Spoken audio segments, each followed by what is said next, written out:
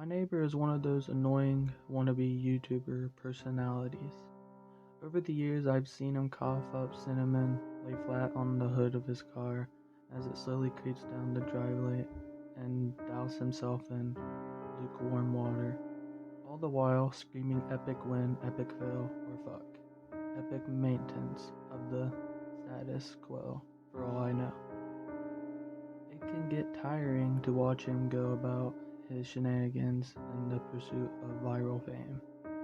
So when he knocked on my door the other day, told me he was going away for a few weeks and asked that I can get his mail, honestly, it was a relief.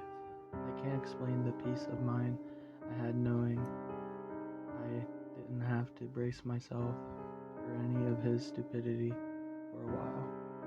Then I was afraid his stunts would wind up bleeding over into my life. Things were pretty normal for the first couple of days. We received a few bills, a bit of spam, and what could only assume was a birthday card. Then one evening I got home to find a cardboard box waiting on his front porch, and in big red letters was written, "Return to Sender."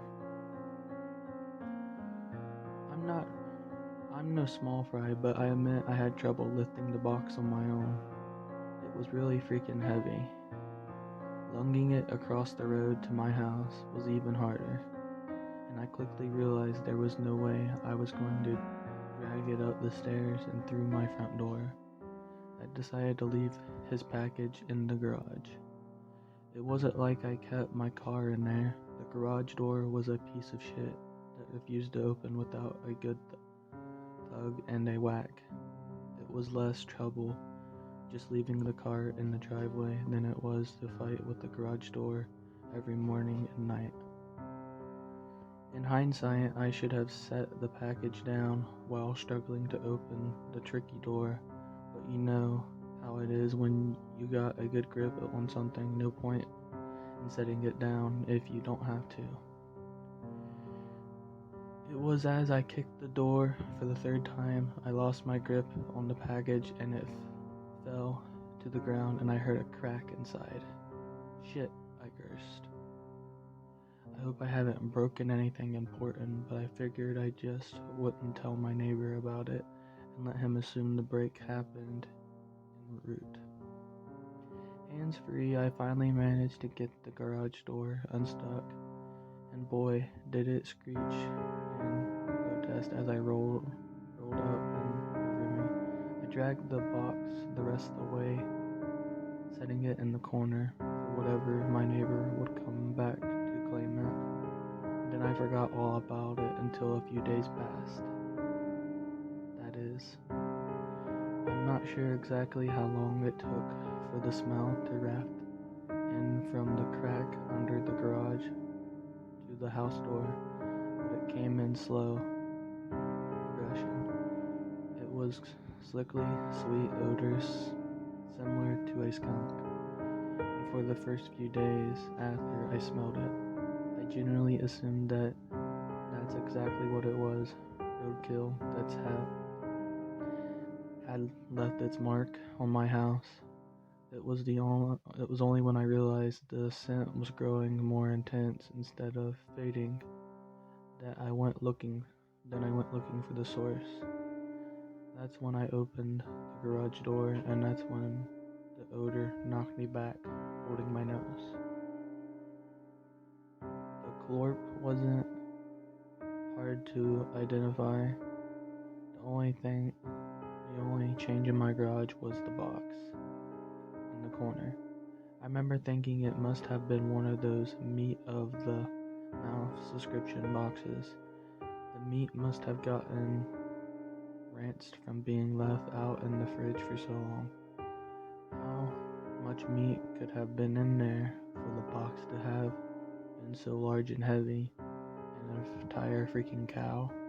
I covered my nose and I approached the box, a pair of scissors in hand, and I probably wouldn't have needed them to open it as it had been soggy enough at the bottom to poke a hole with a finger, but I wasn't about to poke my finger into spoiled meat juices. The soggy bottom was the reason I had to open the box in the first place. If I tried to drag it out hole, everything would spill onto the floor.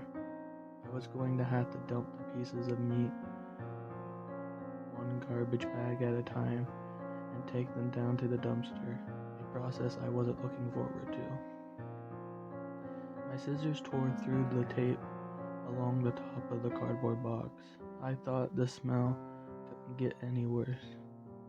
But as I flipped the flaps open, I discovered a whole gamut of stink. It was like opening a burning oven, but instead of heat waves, I was met with waves of piss, sweat, shit, and putrefaction. It was so bad that I staggered back and had to force down the puke, begging to guzzle out of me. I don't think I could have handled that scent meaningly with the horrors coming out of the box. I am ashamed to admit I ran out of the door for a breath of air, but in the short time I spent in the garage, the smell had become so ignorant in the fabric of my clothes, and it clung to me like a shadow. Nothing I tried could keep the smell out of my nostrils. Not air fresheners, not a face mask, not 3 showers, and a change of clothes. Every second that box lay open in my garage was another second the smell was allowed a foothold into my home. I had to bite the bullet. I returned to the garage, the flaps of the box still open, as though investing me to look. I was prepared, a clothespin pinning on my nostrils shut, a garbage bag in one hand, the strongest cleaner I could find in the other, and long rubber gloves to keep my skin from having to touch what was inside. But it turns out I needed none of those things. I wouldn't have to touch or clean the contents of that box. I would only have to suffer the nightmares every night. You see, there was meat in that box, but it didn't come from a cow or a pig. No, it was worse than that.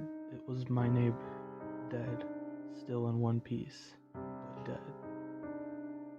I called the cops, and naturally they took me in for investigation. It's kinda hard not to suspect the man with a corpse in his garage after all. Thankfully, they soon realized that I wasn't involved. My DNA might have been all over that box. The smell might have left a mark throughout my house, but there was one piece of infutable evidence in my neighbor's own hands that provided my innocence and a vlogging camera.